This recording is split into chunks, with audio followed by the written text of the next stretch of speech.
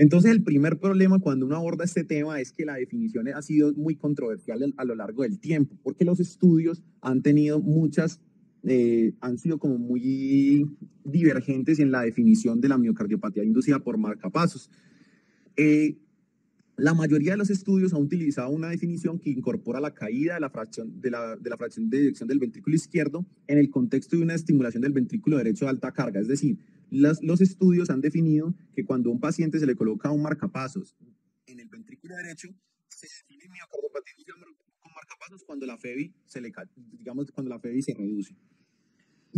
Pero no definen o no han definido de una forma clara y concisa a cuándo se disminuye cuánto. Entonces muchos dicen cuando baja cuando está por debajo del 40%, otros dicen por debajo del 50%, y que o en algunas oportunidades que aparte de que baje por estos límites, pues también que se acompañe de caídas absolutas del 5 al 10% de la fracción de eyección.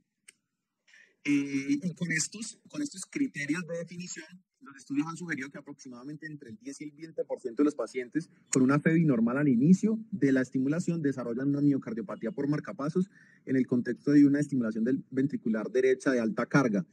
que se suele presentar casi a los 3 o 4 años. Entonces, este es uno de los inconvenientes, que con estas definiciones se han también extrapolado pues, las prevalencias de qué tan frecuente es esta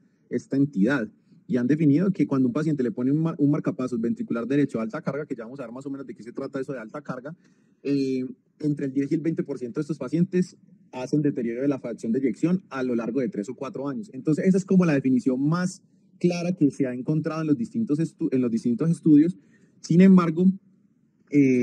cuando uno mira, pues, inclusive en las guías europeas, también, digamos, se acoplan a este tipo de prevalencias asociadas a estas definiciones y dicen, pues, que la prevalencia del síndrome de marcapasos, pues, está entre el 1 y el 20%. Sin embargo, yo les traigo ciertos datos de la evidencia donde tratan de definir que no necesariamente el hecho de que un paciente tenga una caída de la fracción de eyección por debajo del 40 o del 50% es cuando se define una miocardiopatía inducida por marcapasos. Porque les parece que es muy simplista definir eso, porque si el paciente, por ejemplo, tuviera una fracción de eyección del 70% y después de que le colocan el marcapasos queda en 52%, entonces cayó mucho la fracción de eyección, pero no configura una miocardiopatía inducida por marcapasos. Entonces eso es lo que ha generado mucha controversia con respecto a ese tipo de definiciones. Por ejemplo, en este estudio se incluyeron 118 pacientes que eran portadores de marcapasos y que les habían hecho un ecocardiograma basal para saber sus características en los 12 meses previos a la instauración del dispositivo. Y ellos trataron de analizar, querían definir si esto de la miocardiopatía inducida por marcapasos era una cuestión de definición específicamente. Entonces analizaron 3 definiciones distintas. Dijeron, bueno, vamos a mirar si la miocardiopatía inducida por marcapasos, ¿cómo es la prevalencia? Con la definición 1, con la definición 2 y con la definición 3. La definición 1 era que la fracción de eyección estuviera menor o igual al 40%, si la fracción de eyección basal era mayor o igual al 50%, o una reducción absoluta de la FEBI mayor o igual al 5% si la fracción de eyección basal era menor del 50%.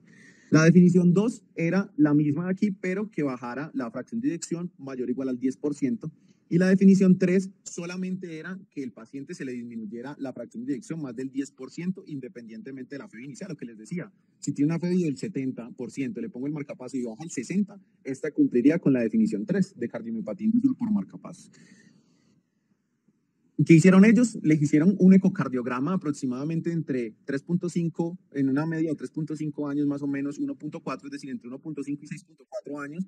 le hicieron un ecocardiograma de seguimiento y la prevalencia, observen ustedes lo que ocurrió. Cuando uno analiza la miocardiopatía inducida por marcapasos con la definición 1, la prevalencia fue de 9.3, con la definición 2 fue de 5.9 y sorprendentemente con la definición 3 fue de 39%. La prevalencia subió de una forma increíble. Y se encontraron que los 46 pacientes que tenían la definición número 3, 31 de estos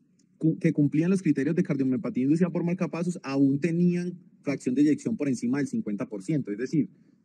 se les disminuyó la FEBI, pero no cayó por debajo del 50%. Entonces ustedes lo ven acá, como con las definiciones 1 y 2, digamos que la prevalencia no era tan alta, pero cuando analizan con la definición 3, entonces ahí la prevalencia sí fue muy alta. Y esto fue importante porque, por ejemplo, estos pacientes tenían una supervivencia menor que las otras definiciones. Entonces sí es importante tenerlo en cuenta. Y adicionalmente, otro punto importante que les quería comentar es que también ha tenido mucha relevancia dónde ubican el marcapasos, el electrodo del marcapasos. Si se ubica en el ápex del ventrículo derecho o si no es en el ápex, y en algunas oportunidades se puede ubicar, por ejemplo, a nivel septal, es decir, que el electrodo del marcapasos va directamente en el septum interventricular para intentar estimular directamente el sistema especializado de conducción. ¿Qué es lo que ocurre?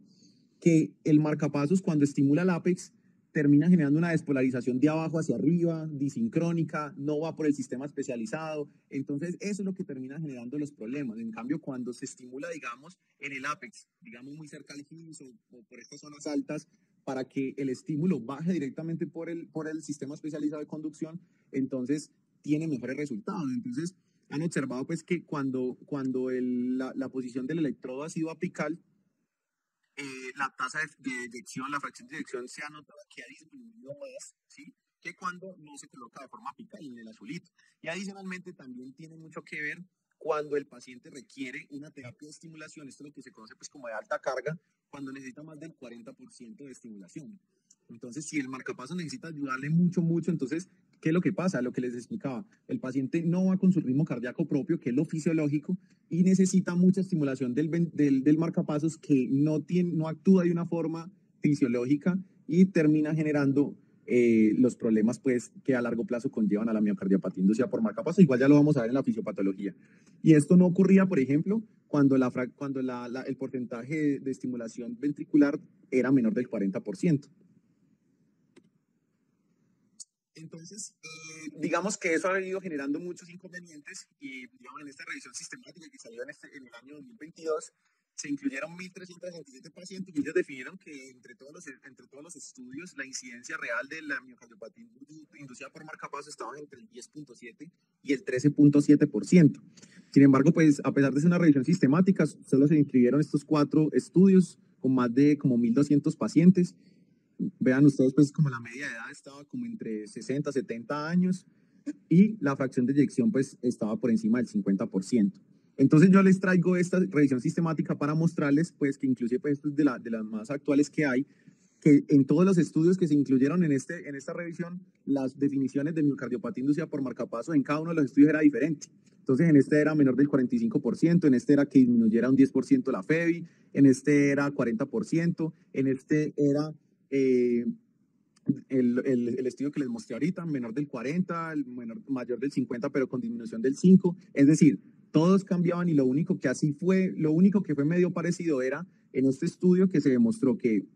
la determinación de la fracción de eyección que disminuyera el 10% y en el estudio 4 la definición número 3 que les mostré ahora, que también disminuyera el 10%. Estos son como los únicos que tuvieron compatibilidad en la definición. Entonces, todos estos resultados han puesto como de relieve el hecho de que muchos estudios que han utilizado el deterioro de la fracción de eyección para definir la miocardiopatía por marcapasos, en realidad lo que pueden estar haciendo es subestimando la incidencia al no tener en cuenta disminuciones importantes de la fracción de eyección desde el inicio, pero cuando la FEBI sigue siendo el 50%, lo que les explicaba. Entonces, hoy en día, digamos que la definición de miocardiopatía inducida por marcapasos va más allá de la fracción de eyección. Y hay mucha evidencia sobre esto, porque se ha demostrado que las hospitalizaciones por insuficiencia cardíaca eran casi 2.5 veces mayores entre los que tenían estimulaciones altas del ventrículo derecho que los que no. Entonces, no solamente es la FEBI, la evidencia también habla de que las hospitalizaciones son importantes, pero adicionalmente en pacientes que han tenido grados leves de deterioro de la fracción de eyección basal, cuando se les coloca un marcapasos del ventrículo derecho, esto puede terminar generando un empeoramiento de la función del ventrículo izquierdo. Entonces, no solo es hospitalización, también es disfunción del ventrículo izquierdo. Adicionalmente, cuando se les ha colocado estimulación del ventrículo derecho mayor del 50% de la carga que les comenté ahora, se aumentó el riesgo y el empeoramiento de los síntomas de falla cardíaca. Entonces, vamos, síntomas de falla cardíaca, deterioro de la fracción de eyección del ventrículo izquierdo, hospitalizaciones por insuficiencia cardíaca, y también se ha demostrado que cuando un paciente tiene un marcapasos del ventrículo derecho y aparece una fibrilación auricular, esta fibrilación auricular podría representar también una manifestación de una miocardiopatía inducida por marcapasos. Entonces, no es solamente la FEBI. Adicionalmente, se ha demostrado que existen anormalidades ecocardiográficas que se pueden presentar mucho antes de que el paciente deteriore la fracción de eyección del ventrículo izquierdo cuando utilizan un marcapasos, principalmente pues con una estimulación que no es tan fisiológica, y que también han encontrado aumentos significativos de los péptidos natriuréticos. Entonces vemos cómo síntomas de falla cardíaca, hospitalizaciones, deterioro de la fracción de eyección, anormalidades ecocardiográficas, elevación de péptidos natriuréticos, es decir, que la definición va mucho más allá. Es por eso que hoy en día, inclusive pues en la Sociedad Europea de Cardiología, hablan de que, ¿será que lo de la fracción de eyección es solamente la punta del iceberg? Solamente en los estudios se han ido mirando solamente disminución de la fracción de eyección del 50%, pero para que el paciente llegue a esa disminución, ¿qué es lo que ha pasado? ¿Qué es lo que hay detrás de todo eso? Entonces, definitivamente, los pacientes hacen hospitalizaciones, se ha ido deteriorando la fracción de eyección mucho antes de que cruce el límite del 50%, y